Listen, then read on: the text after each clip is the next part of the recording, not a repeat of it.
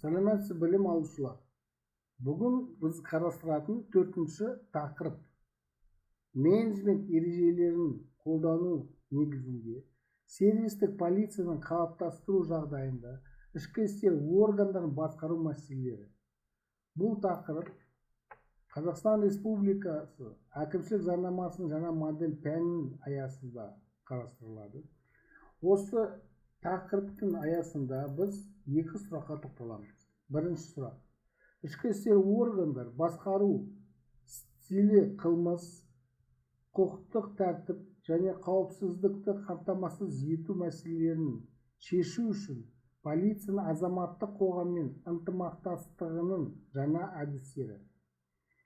Екінші сұрақ: сервистік полиция негізгі қағидаттары, танымалдылығы мен қолжетімділігі, ашықтығы мен есептілігі, ізгі ниеті мен құрметі.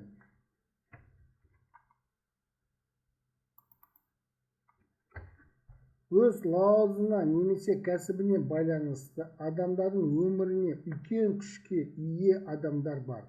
Сондықтан олар өте жоғары моральдық жауапкершілікке ие.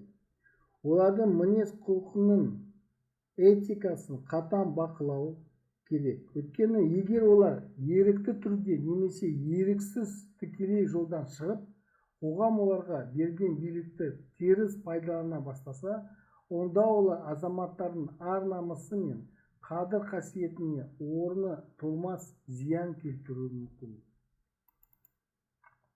Полиция миссиясы адамның және азаматтың өмірін, денсаулығын, құқықтары мен бостандықтарын, қоғам мен мемлекеттік мүдделерін заңсыз қол сұғушылықтардан қорғау. Тапсырмалар: құқық бұзушылықтың алдын алу, қоғамдық тәртіпті қорғау, қылмысқа қарсы күрес. Міндеттері: бірінші, адам мен азаматтың өмірін, денсаулығын, құқықтары мен бостандықтарын заңсыз қол сұғушылықтардан қорғау. Екінші, өтініштерді қабылдау, тіркеу және қарау немесе оқиға жасалған немесе дайындалып жатқан қылмыстық немесе әкімшілік құқық бұзушылық туралы хабарлау, өтініш берушіге заңнамада белгіленген тәртіппен қабылданған шешім туралы хабарлау. Үшінші, құқыққа қарсы қол сұғушылықтардан, оқиғалар мен жазатайым оқиғалардан зардап шеккен, сондай-ақ олардың өмірі мен денсаулығына қауіпті, дәрменсіз не өзге де жағдайлардағы жеке тұлғаларға көмек көрсетуге міндетті.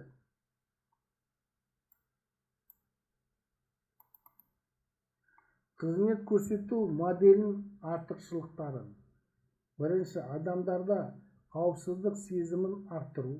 Екінші, жергілікті жерлерде өмір сүру сапасын арттыру. Үшінші, құқық бұзушылықтың алдын алу. Төртінші, полицияның имиджін арттыру. Бесінші, қызметкерлердің өз жұмысына қанағаттануын арттыру. Сервистік полиция бұл проблемаға бағытталған тәсіл мен қоғаммен серіктестікке негізделген идеология, басқару стилі және ұйымдастырушылық стратегия.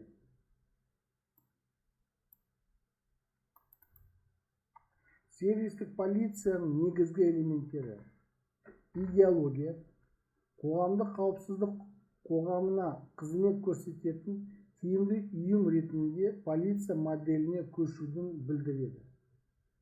Басқару және стратегия. Басқару және коммуникация әдістеріне баса назар аудару, кадрлармен және бағалау жүйесімен жұмыс істеудің жаңа тәсілдері, жұмыс сапасын үнемі жақсарту жүйесін енгізу. Проблемаға бағытталған тәсіл: тиімді әрекет ету және алдын алу стратегияларын әзірлеу үшін қылмыс қаупін арттыратын мәселелерді диагностикалау және шешу дегенді білдіреді.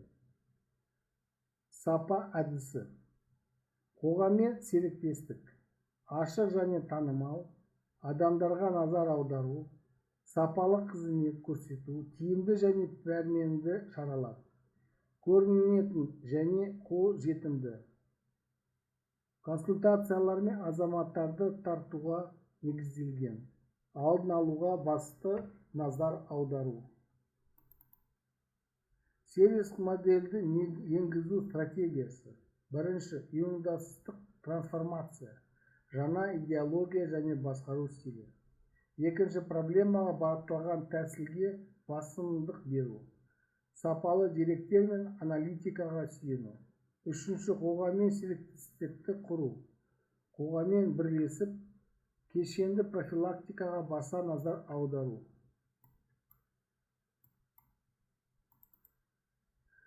Қалай бастау керек? Бірінші, өзгерістердің өзектілігін түсіну. Егер сіз өзіңізге сенбесеңіз, ештеңе бастаудың қажеті жоқ. Екінші, одақтастар табыңыз. Пікірлестер бұл өзгерістердің негізгі локомотиві. Үшінші, мақсат пен міндеттер қойыңыз. Бақылау саласында бастаңыз. Ішке қараңыз. Төртінші, қатысуға ниет білдірушілерді тарту. Дәрежеге қарамаңыз, тек команданың қалауы мен шеберлігін назар аударыңыз. Бесінші, жағдай жасау.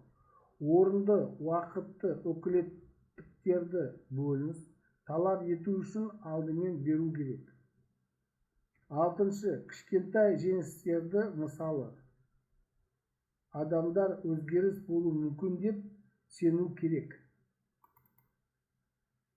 Айта кету керек. Әлемде сервистік полицияның бірыңғай моделі жоқ, бірақ жалпы қағидаттар бар.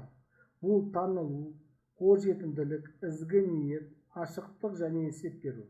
Полиция қоғамның қауіпсіздігін қамтамасыз ететін негізгі органдардың бірі. Осы маңызды органның белсенді және нәтижелі жұмысы үшін құқықтық тәртіп саласындағы проблемаларды бірлесіп айқындау және шешу үшін мемлекеттік институттардың азаматтармен тұрақты өзара сенімгерлік қарым-қатынасы қажет.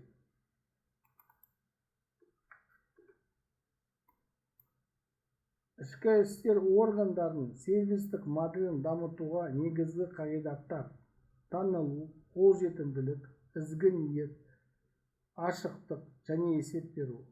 Оларды іске асыру үшін 3 бағытта жұмыс істеу керек. Біріншісі, азаматтар үшін полицияның ашықтығы мен қолжетімділігін барынша арттыруға бағытталған қадамдық қолжетімділік. Ол учаскелік пункттерді, мобильді бекеттерді халыққа барынша жақындатуды, оларды материал-техника жарақтандыруды,